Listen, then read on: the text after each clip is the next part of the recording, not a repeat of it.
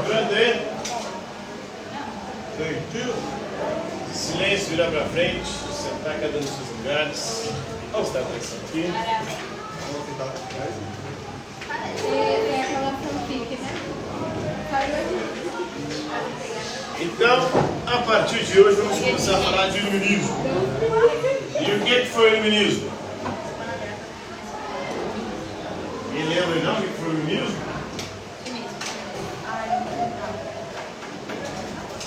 Lembra de história lá não? Uma época iluminada. O iluminismo foi um movimento cultural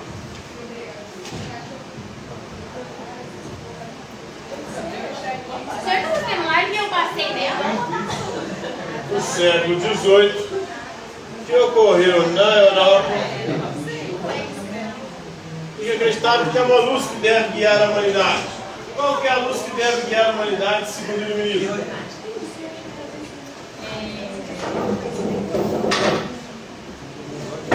A luz da razão, muito bem. Somente a razão pode nos conduzir à liberdade. Somente a razão pode nos conduzir ao progresso. Essa era a crença dos iluministas. A crença da razão. Meu Deus, não acha isso? É um movimento cultural do século XVIII que ocorreu na Europa, começa na Inglaterra, se espalha, vai para França, principalmente Paris, que acredita que a luz da razão deve guiar a humanidade de uma liberdade ao progresso. Somente a razão, a ciência e a tecnologia podem resolver os problemas da humanidade. E mais? Oi? Para os iluministas. Giovanni de Oliveira? Então, e o iluminismo vai se opor ao antigo regime. O que foi o antigo regime, vocês lembram?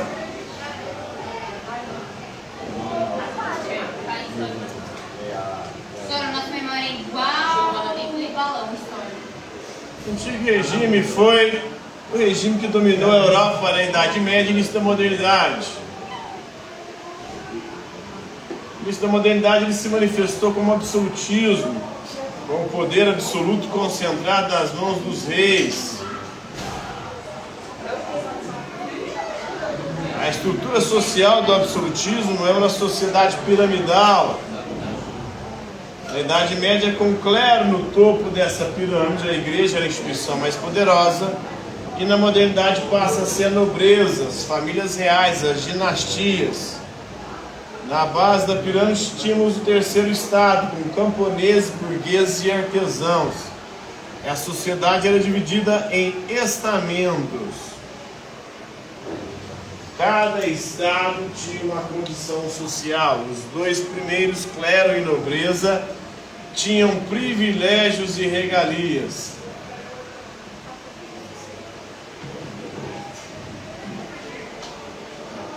O antigo regime era uma sociedade estamental, dividida em três estados, clero, nobreza e o terceiro estado, que era composto de camponeses, burgueses e artesãos. Durante a modernidade, no início da modernidade, se manifestou como absolutismo, como poder absoluto concentrado nas mãos dos reis. É no sistema econômico aqui praticamente feudal, né? Um feudalismo ainda.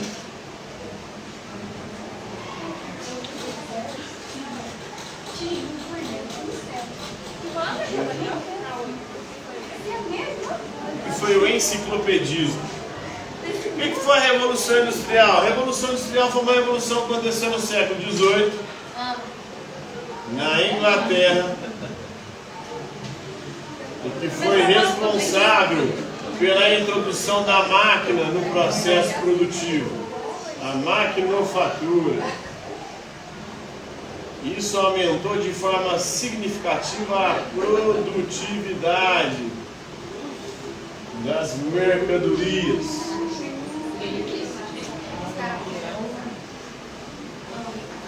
Como ficou conhecido o século XVIII? O século XVIII ficou conhecido como o século das luzes. Por quê? Por conta do iluminismo. Por conta muito na crença de que a luz da razão iria guiar a humanidade rumo à liberdade e ao progresso, na crença que a razão, ciência e tecnologia iriam resolver todos os problemas da humanidade. Quais foram os valores do iluminismo? O iluminismo defendeu alguns valores, todos eles contra o antigo regime. Defendeu as liberdades. Quais liberdades? Liberdade de expressão, liberdade de religião, liberdade econômica, liberdade política. Não existia nenhuma dessas liberdades no antigo regime. Se você falasse algo que desagradasse o rei e ao clero, você podia parar na fogueira, ser morto, decapitado, ser preso, perder os seus bens. Não tinha liberdade de religião. Se você falasse alguma coisa que incomodasse, se professasse uma religião diferente da religião do rei ou da religião oficial, você poderia ser morto, preso ou perder os seus bens. Não tinha liberdade econômica, você só poderia comercializar com quem o rei autorizasse, com quem a igreja também autorizasse. Não tinha liberdade política, você não podia escolher os governantes nem os líderes religiosos. Porque quem governava eram as famílias reais, as dinastias, as coroas. Então defendia as liberdades, defendia também a igualdade jurídica. O que é igualdade jurídica?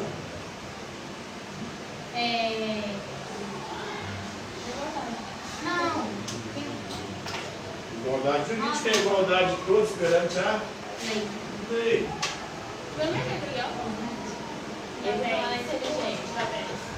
Rousseau. Não havia igualdade jurídica no antigo regime porque o clero e a nobreza tinham privilégios regalias. As leis funcionavam diferentes para as classes diferentes. Então nem todo mundo era igual perante a lei. Não havia tolerância com a diferença. Aí se alguém querer se opor, aí é morto? Toda oposição aos privilégios e regalias era considerada uma afronta de ser preso, morto, perder os bens. Coisa mais religião. Tolerância, não havia tolerância com a diferença. Se pensar diferente, as pessoas não conviviam. Se tivesse religiões diferentes, também não havia convivência, não havia respeito, havia perseguição religiosa, perseguição por pensamentos diferentes. Então eles vão defender o iluminismo, a tolerância, e vão defender a propriedade privada.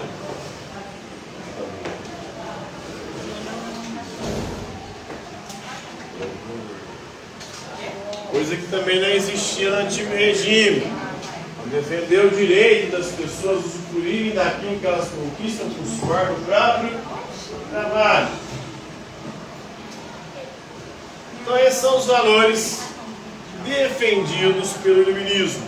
Que classe social foi beneficiada por esses valores, por essas ideias? A burguesia. As ideias representavam os interesses da burguesia. Que espaço da filosofia se popularizou durante o iluminismo? Antes do iluminismo, a filosofia ficava restrita às universidades. Então, somente nas universidades se discutia a filosofia.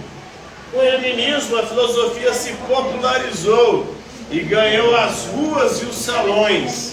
Ela era discutida em tudo quanto é ambiente. Os filósofos, especialmente, se reuniam nos salões e ali, com a nata da sociedade, liam e discutiam obras filosóficas. E as ruas também. O que foi o enciclopedismo? Foi um movimento iluminista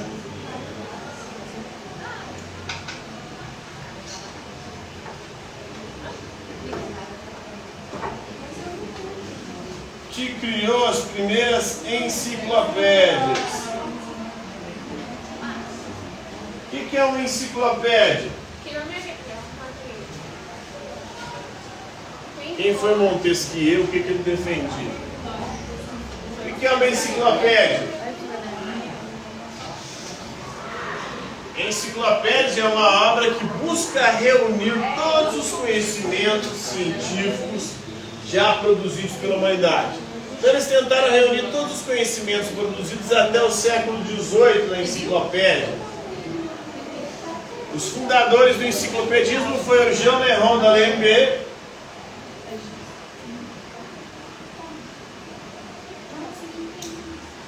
e o Denis Diderot.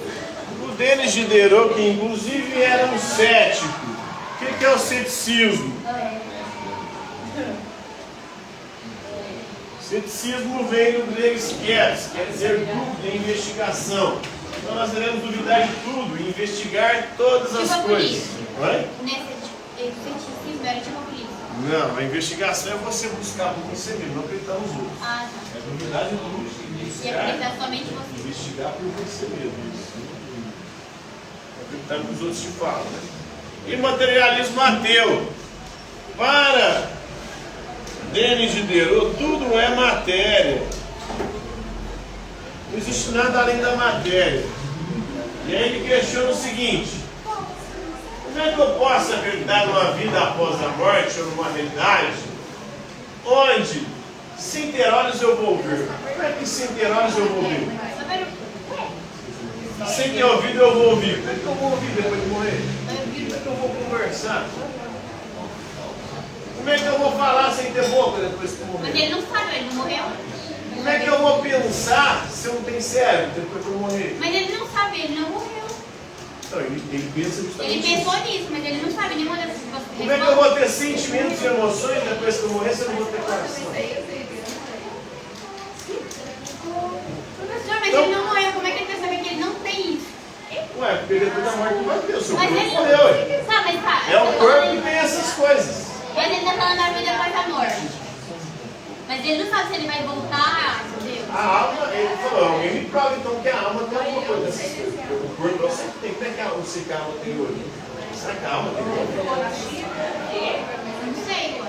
Será que a alma tem ouvido? Será que a alma tem cérebro?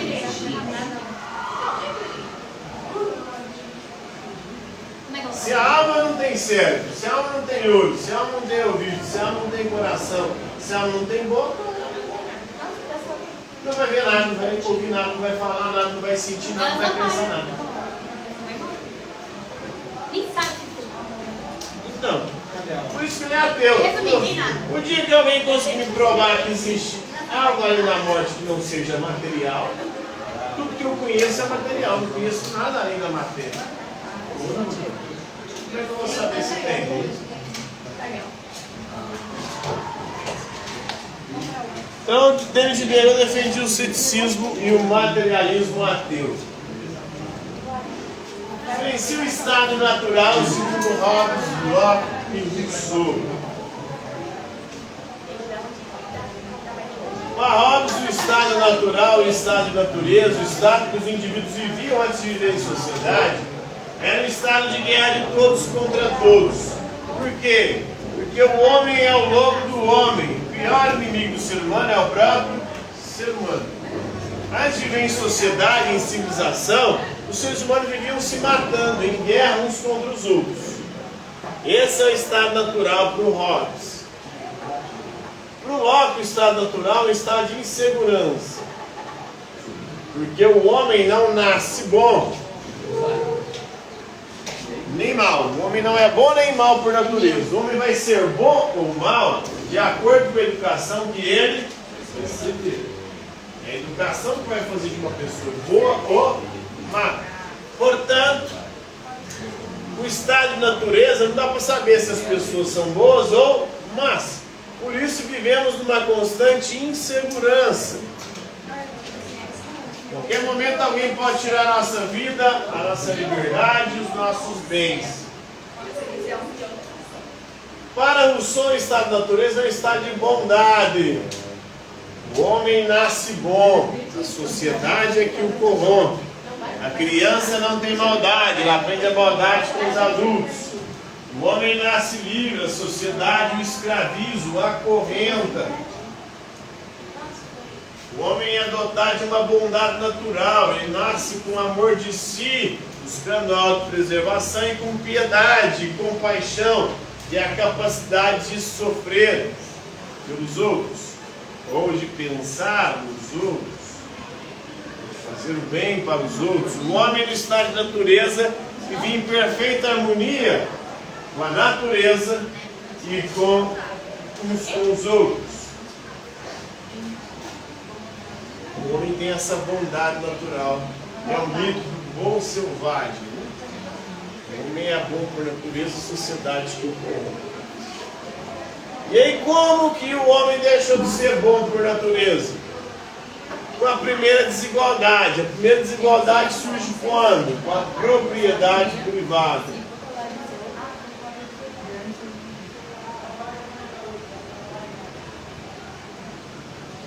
O Senhor vai dizer o seguinte: maldito foi o primeiro ser humano que cercou o primeiro pedaço de terra e disse: isso aqui é meu.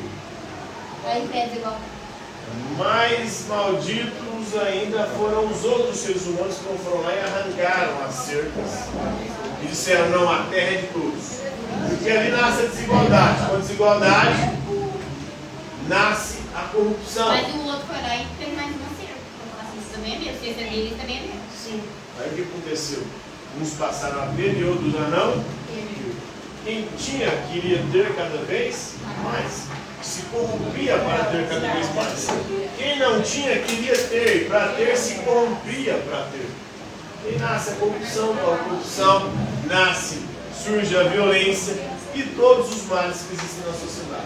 Nasce da propriedade privada. É ela que desgraçou o mundo. Para o Rousseau.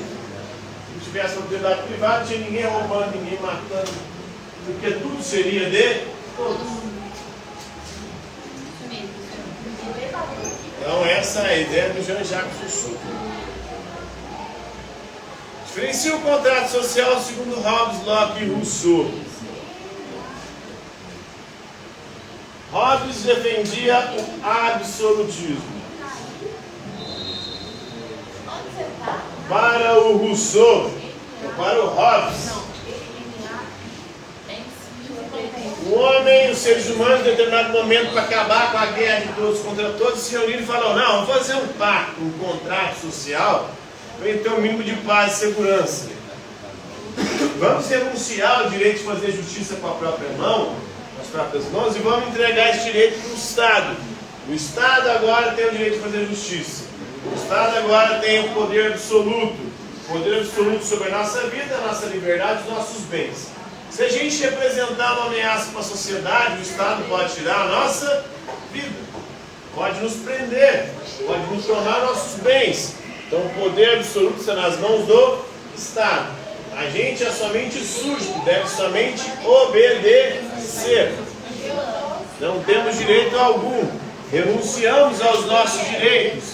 Entregamos esses direitos nas mãos do Estado, para que o Estado assim garanta o mínimo de paz e segurança e impeça que a gente se mate, se escravize e viva roubando uns aos outros.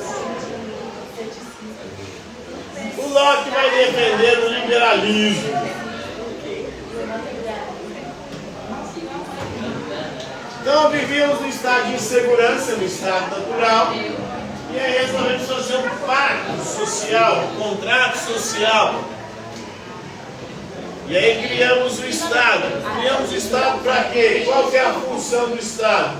O Estado existe para garantir 3 direitos básicos: o da vida, a liberdade e a propriedade. Porque todo mundo que nasce, nasce com o direito de viver. Todo mundo que nasce, nasce livre. Portanto, ninguém pode escravizar um ao outro. O Estado tem que garantir a nossa liberdade, tem que garantir a nossa segurança.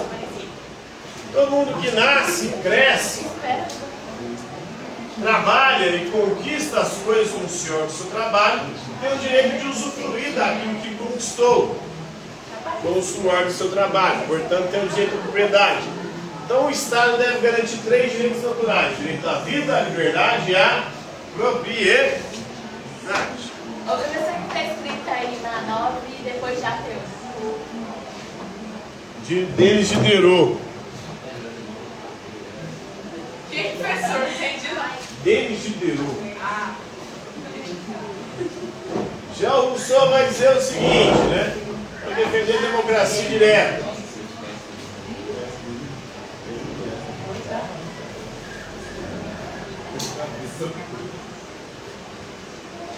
O homem era bom por natureza, mas aí veio a propriedade privada e corrompeu o ser humano. O ser humano que era piedoso, tinha compaixão, agora virou egoísta, só pensa em si mesmo, só pensa nos seus próprios interesses. Não tem como mais a gente voltar para o estado de natureza, para a bondade natural. Então agora é necessário fazer um pacto da democracia direta, fundamentado na vontade do povo, vontade geral. Para ele a democracia só funciona se for direta.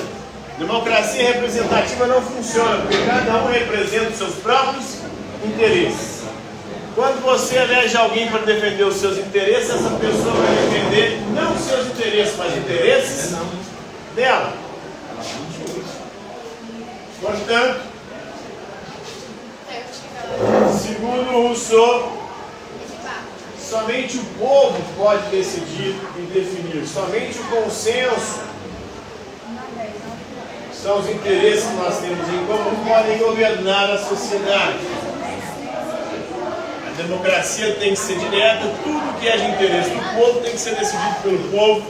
Não pode haver representação, porque cada um é representante somente do seu próprio interesse. Quando você escolhe alguém para defender seu interesse, você não vai defender seu interesse. Vai defender o interesse? Por isso não funciona a democracia representativa. Funciona a democracia direta. Tudo que é de interesse do povo, quem tem que decidir é o povo. Se for consenso, beleza. Se não for, nada está resolvido. Portanto, assim, aborto. Tem consenso sobre aborto? Então, não tem consenso, então não pode haver. Cada um com a sua opinião mesmo. Então, para ele é assim. A vontade geral são os interesses que nós temos em comum. É o mesmo interesse sobre aborto? Se não é, então não pode ter.